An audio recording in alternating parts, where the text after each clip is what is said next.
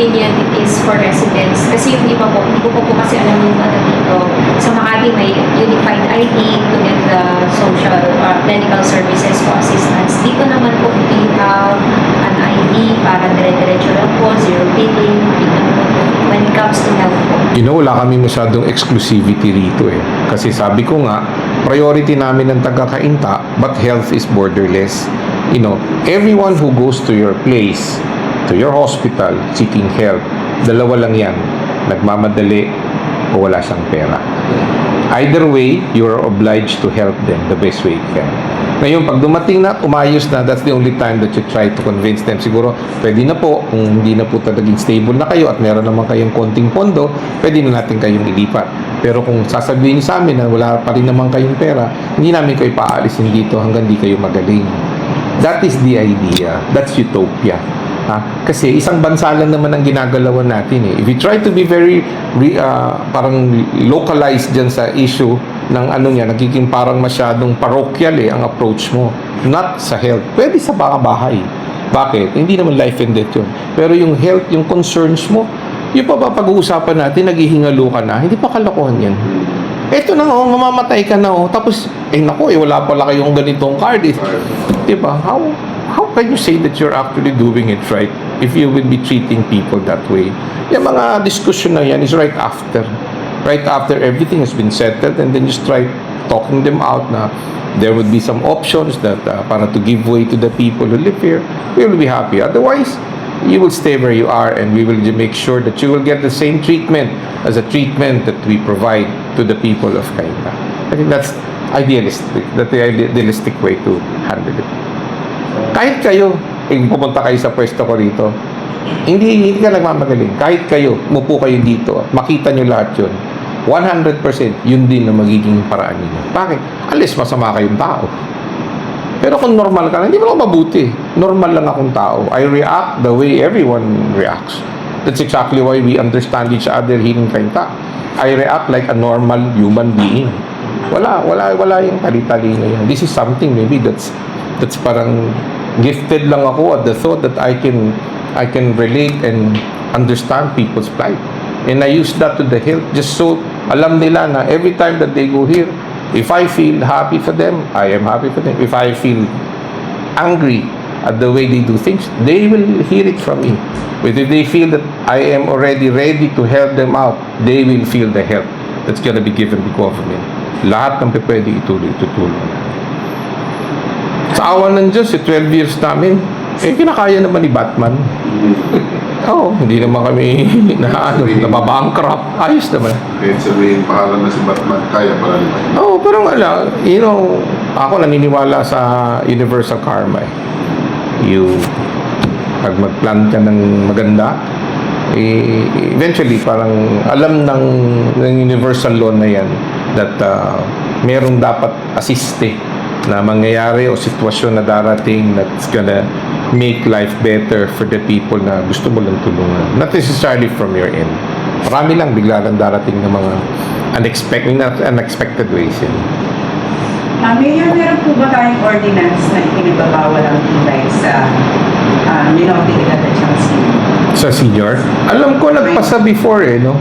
Nagpasa before but I don't know kung saan ang implementation. Kasi alam ko yung unang mga stakeholders na medyo nagpa-reconsider were the parents who were bringing their kids to school.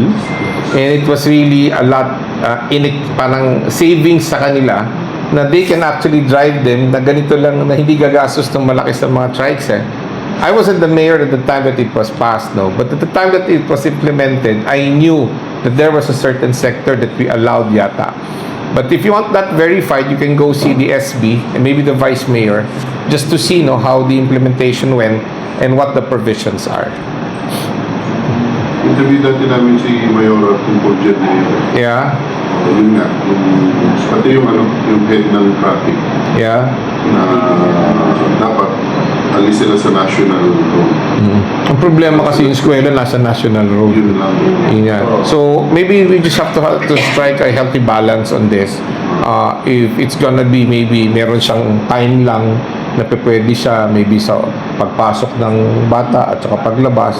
May parang may ano siya, may time o may oras lang kung kailan siya pwede mag-fly, and then the conditions of having it maybe nasusundo natin. I will have to verify that part, no. Kita ko rin naman gaano kahirap rin to na ayusin sila sa traffic, or maybe they have to go through seminars as well.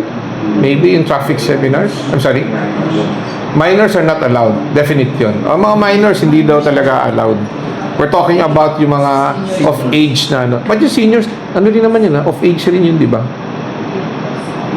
Pwede yung seniors, di ba? Karamihan kasi Wala namang senior, ganun. dahil nasa bahay lang sila hatid ng apo. Pwede. Oo. Kasi may mga minors na Yung minors siguro, we consider it as parang na rin, nagda-drive ka ng isang motor vehicle or electric vehicle for the park. So, we can ban them from using it. Di ba? yung Di another story na lang natin. Yan. Pag na-review na nila yung ordinance. Ako pa may utang, ano? Ako pa may utang. Ginagawa nga ng Ano yan? pwede yung e-bike lang.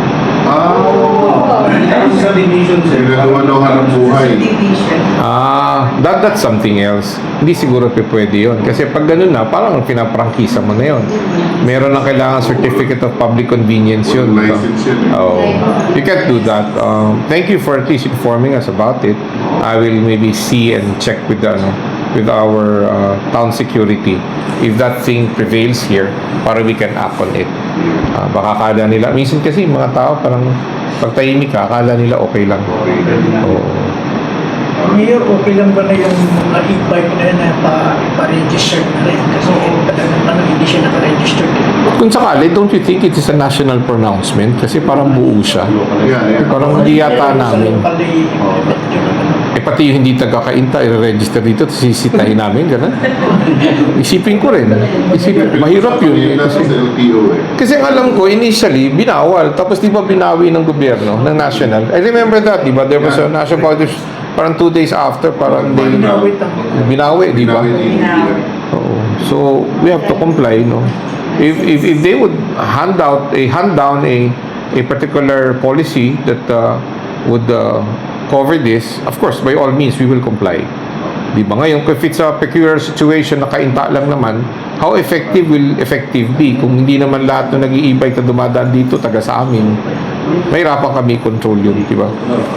So, Mayor, do you have a message sa mga gumagamit na pinaalat po kayo mga bike na? Message, mag-ingat kayo.